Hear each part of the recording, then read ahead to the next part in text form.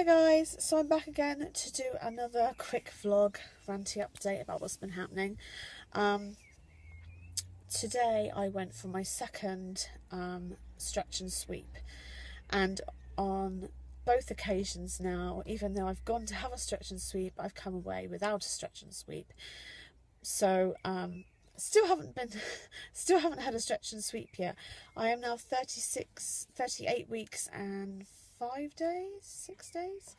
So I'm nearly 39 weeks, and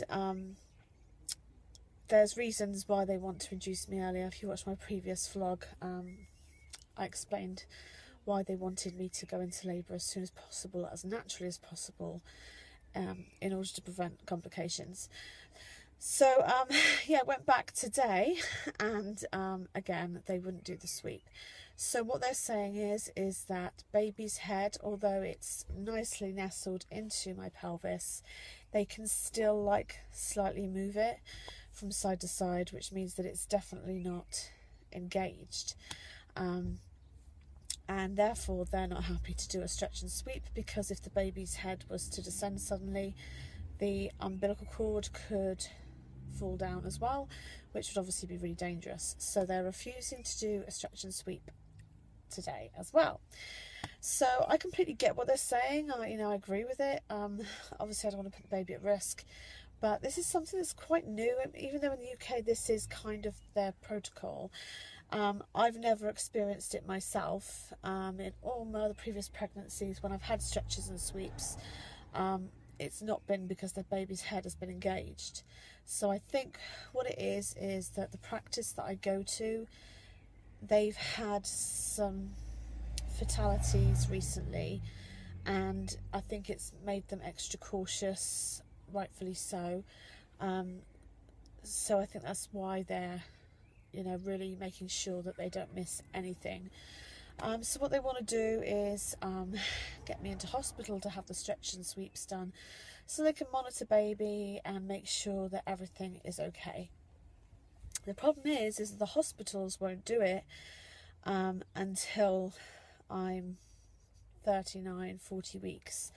So it's just really frustrating. So here I am. I'm 38 weeks and 6 days, I believe, today, and I'm having so much pain in my pelvis with SPD, can barely walk. I'm on painkillers, quite strong ones, morning and night now, and I'm one of those people that hates taking medication when I'm pregnant. I don't like to take anything. I won't even take a Lemsip half the time, but obviously I'm on anti-sickness tablets and migraine tablets, and so now I'm on painkillers as well, which is making me feel really crappy. I'm on iron tablets as well. It makes me feel so crappy to think that I'm taking this medication, and yet I'm being told repeatedly by these midwives that I have to take it. Like I said in the previous vlog, I'm using crutches and walking frames and stuff as and when I can. I have a tubey vest, which is like a support belt, but I find it a lot more comfortable, and actually I'm more likely to wear it more often, therefore it actually benefits me better than these maternity belts. I mean, I've tried them. I personally haven't found one that works for me and my body shape. My bump is all out front. I'd like to do a belly shot for you guys. I think you'd be quite amazed by how huge my belly is, and although I am generally bigger all over with this pregnancy, I've put on a lot of weight actually. Baby's all out front, but the bump is all out front, is huge, and because I'm so short as well, finding a belt that fits me well and that is comfortable, I haven't been able to do that yet. So what I've been doing is using the tubey vest, and that's been helping a little bit. So yeah, it's just getting to the point now where I'm so much pain. They're now saying that actually if it continues, they're going to just try and induce me anyway, even though they were concerned about the risks of inducing me. See, every time I speak to a different person, I get a different answer.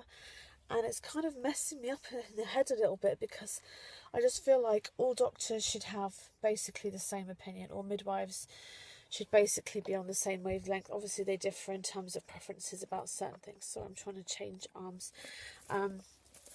You know, obviously they're going to change and have their own preferences about certain things, but I think that generally speaking they should be on the same wavelength about the majority of important issues, and that's not what I'm getting. And today at my midwife appointment, she was really cross, because she went through my medical notes and she could not understand a word of what was written, because the doctors, I don't know whether it's just an English thing, a British thing, but it seems to me the more intelligent they are and the higher up they are in their field, the worse their handwriting is. And the notes are all done by hand, they're not typed. And their handwriting is appalling. Seriously, it's indecipherable. I mean, I was trying to read it, and the consultant anaesthetist that I went to, he actually joked and said, I'm going to write this in my best handwriting, he said, so that there's no misunderstanding. And with him writing with his best handwriting, it looked like a spider scrawled across the page. I mean, literally, almost completely unintelligible. And I was just like, okay. But I assumed that the other midwives would be able to read it, because their handwriting is equally appalling. But today the midwife, and her handwriting is quite good, she actually swore a couple of times, which I thought was a little bit unprofessional, but, you know, makes her human, I guess. She was like really frustrated because she couldn't understand basically any of the notes written by these doctors, and these notes are legal documents, you know, and she couldn't understand them. So yeah, really frustrating. But now they're saying that despite these really dangerous risks of inducing me, they might consider inducing me because of the problems with the SPD and the fact that baby is getting so unbelievably big. I haven't had a recent estimation of her size, and today she didn't measure my uterus, so I don't know whether it's dropped at all. But I think the last measurement I had was 46 centimetres, so measuring at 46 weeks pregnant, and I am 38 and a half, say.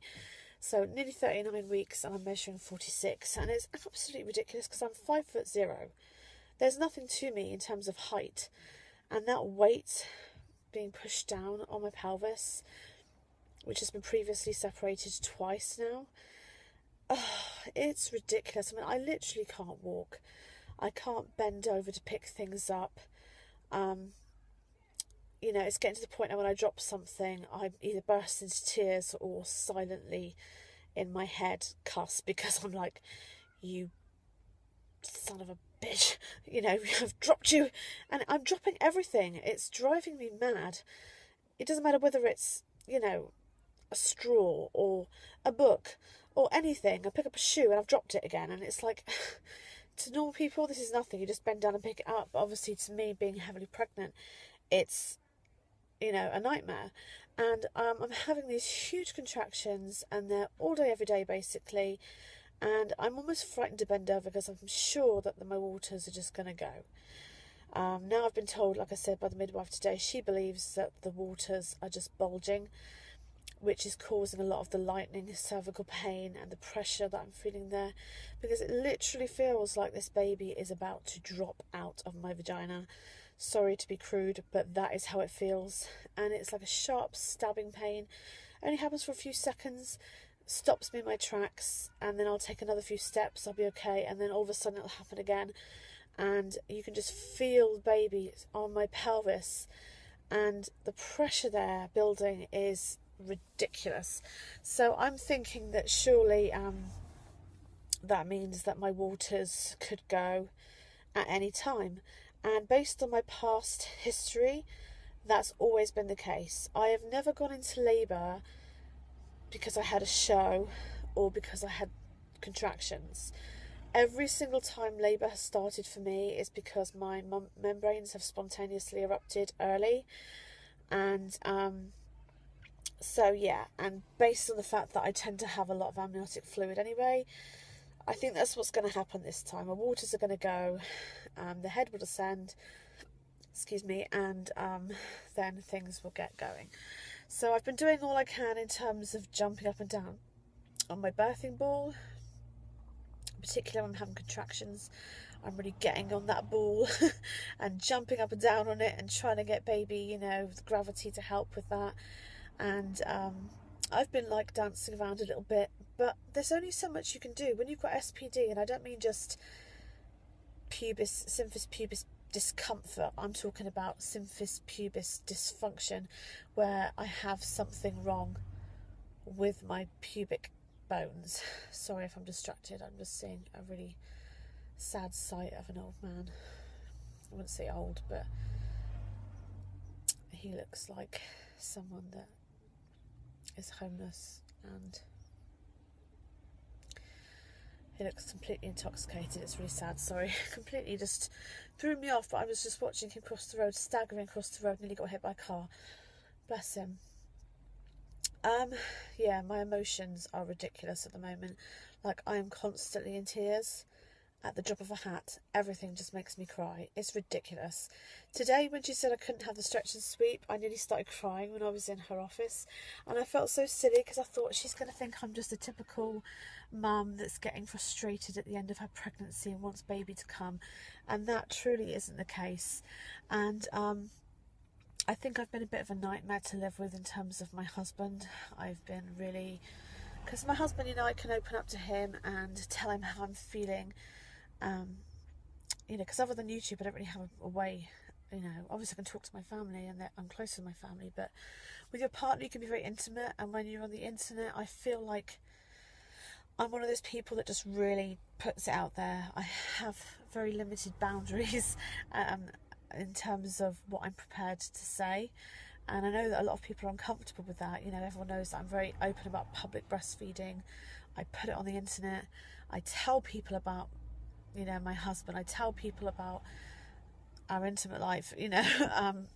I talk about, you know, my experiences before meeting my husband, stuff like that. You know, I'm quite open, and I feel like I can do that because I feel like I'm talking and there's no one there. Like when I'm talking to my phone now, I feel like there's nobody there, and yet at the same time I know that there's viewers there, and I value your opinion and everything. And it's, I don't know, it's a bit surreal in a way.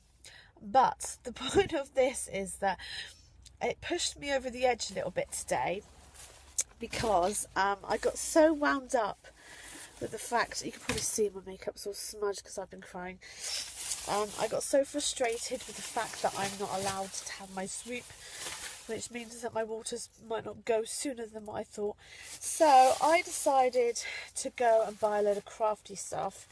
So I'm going to make some baby headbands, because I've been buying headbands for this baby. Obviously it's a girl, and so I've got some really pretty different coloured, I don't know if you can see in this light, ribbon material to make some nice baby headbands. And I have all different like bows, and then I have some like baby bows, like really tiny ones. So I'm going to be making some headbands, and I haven't got a glue gun with me, but I have this adhesive stuff that's supposed to be the same, you know.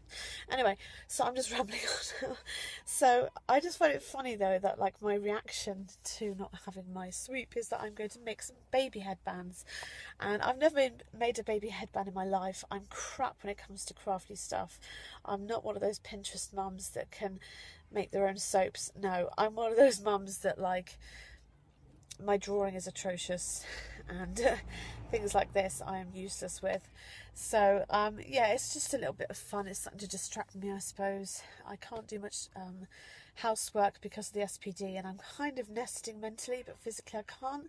So this is my little way of expressing it, and it's really pathetic and sad, and you're probably all in hysterics by now. But anyway, I might show you, if I manage to make a hairband, what it looks like. I haven't looked online and seen any ideas, so this is all coming from my little crazy brain. Okay guys, I'll come back with another vlog in a minute. We're at the park, so I'm going to try and do a few videos whilst I'm here. Okay guys, I will speak to you in a minute. Goodbye.